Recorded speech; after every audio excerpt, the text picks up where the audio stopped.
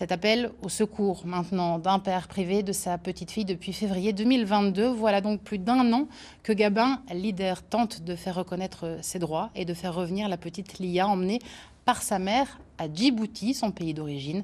Après le dépôt d'une plainte, le Nancéien a envoyé un courrier au ministre de la Justice. Cécile Boisson, Jean-Pierre Petit-Colas.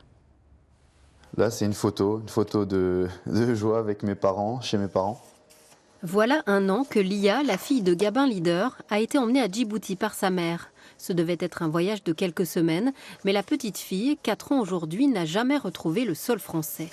C'est une période pour le développement d'un enfant où c'est juste merveilleux d'être papa et de l'accompagner au quotidien. Et ça, je le revivrai jamais. Et c'est pareil pour mes parents. Ça fait un an qu'ils n'ont pas vu leur petite fille.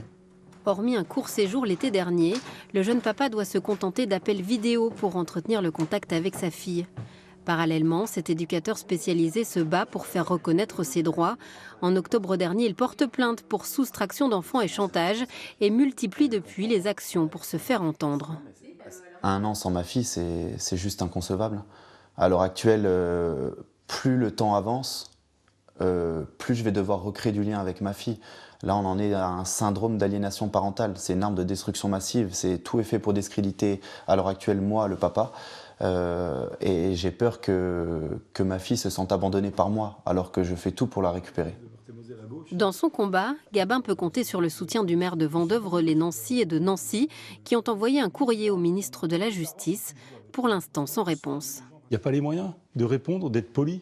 C'est nous, les mairies, qui devons répondre à la place. On n'est pas la justice, nous, mais on est poli, c'est-à-dire on accueille les gens et on pose la question avec Mathieu Klein. On a écrit un courrier et puis on attend que les personnes soient orientées. L'avocate du papa se désole également de cette absence de réponse de l'État français. Concernant le droit international, des accords bilatéraux unissent actuellement la France et Djibouti, mais le pays n'a pas ratifié la convention de La Haye qui garantit le retour des enfants en cas d'enlèvement.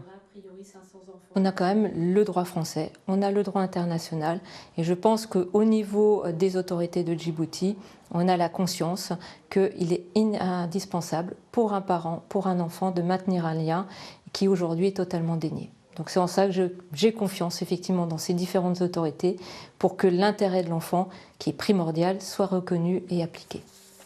Le juge des affaires familiales de Nancy doit décider de la garde de la petite Lia le 24 avril prochain.